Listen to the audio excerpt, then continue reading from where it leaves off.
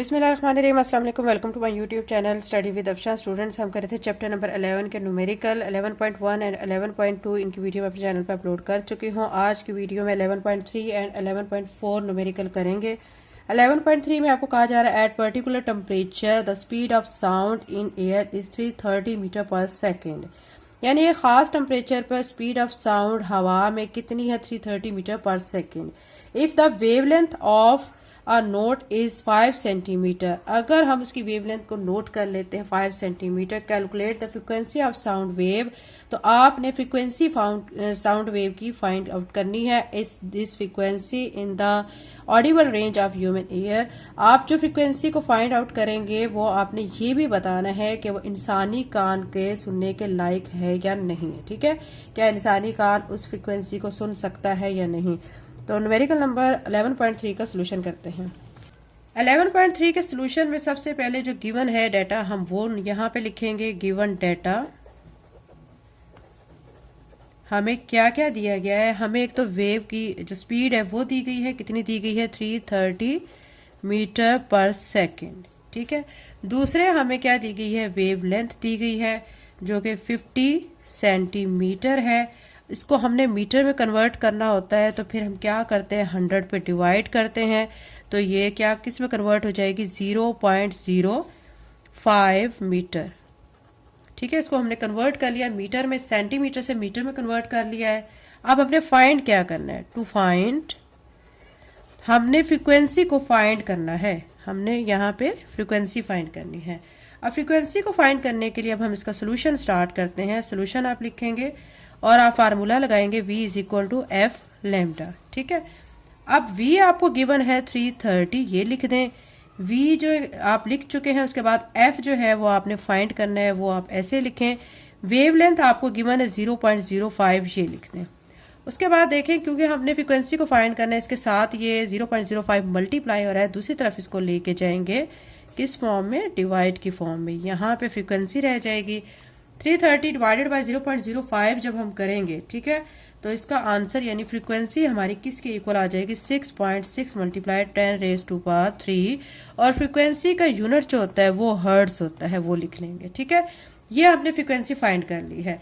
अब उन्होंने हमसे ये भी पूछा हुआ है कि जो फ्रीक्वेंसी आती है जो हम फाइंड करेंगे, तो क्या उसको इंसानी कान सुन सकता है या नहीं, वो सुनने के लायक है या नहीं। तो इसका रिजल्ट यहाँ पे हम शो कर देते हैं। रिजल्ट में हम लिखेंगे, ठीक है, यस। आपको पता है बच्चों, इंसानी कान जो है 20 हर्ट्ज से 20,000 हर्ट्ज तक जो है रेंज में साउंड सुन सकता है, इतनी फ्रीक्वेंसीज की। ठीक है, तो आप लिखेंगे यस, दिस फ्रीक्वेंसी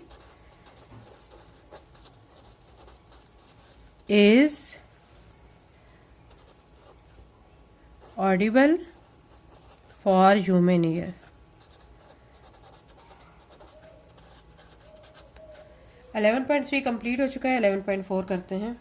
11.4 न्यूमेरिकल में आपको क्या कहा जा रहा है? A doctor count 72 heart beats in 1 minute, यानी 1 मिनट में डॉक्टर काउंट करता है 72 heart beats. Calculate the frequency, frequency को आपने काउंट करना है। And period of the heart beat, यानी हार्ट बीट का आपने पीरियड और उसकी फ्रीक्वेंसी को फाइंड करना है। दो चीजें इसमें आपने फाइंड करनी है। तो 11.4 का सोल्यूशन करते हैं। 11.4 के सोल्यूशन में सबसे पहले जो हमें गिवन है, ठीक है, हम गिवन डाटा को मेंशन करेंगे। हमें क्या क्या यहाँ पे गिवन है? एक तो number of heart beat given है, यहाँ पे लिखेंगे number of heart beats. N से रिप्रेजेंट कर लेते हैं इसको। कितनी दी गई है? 72। ठीक है, टाइम कितना, कितने टाइम में ये 72 हार्ट बीट है? 1 मिनट। अब टाइम का यूनिट आपको पता है, सेकंड में हम इसको कंसीडर करते हैं, तो यहाँ पे 60 सेकंड लिखें, क्योंकि 1 मिनट 60 सेकंड के इक्वल होता है।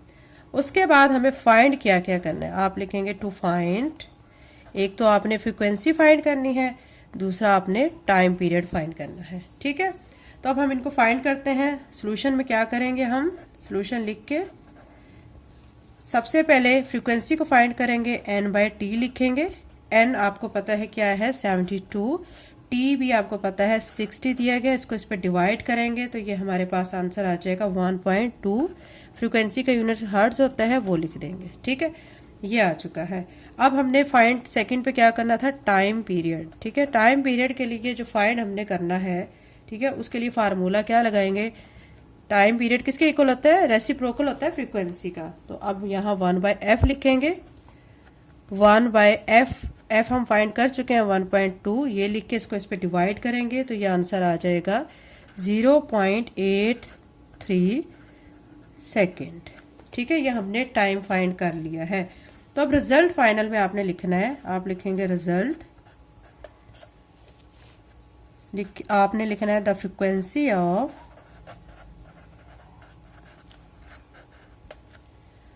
Heart beat is 1.2 hertz and time period is 0.83 second. S भी लिख सकते हैं या SEC भी लिख सकते हैं, कुछ भी लिख सकते हैं। ये बच्चों हमारा 11.4 न्यूमेरिकल कंप्लीट हो चुका है। नेक्स्ट वीडियो में इंशाल्लाह बाकी के न्यूमेरिकल्स करेंगे। अगर आप मेरे चैनल पे नए हैं और अगर आपने चैनल को सब्सक्राइब नहीं किया तो काइंडली सब्सक्राइब करें। थैंक यू एंड अल्लाह हाफिज़।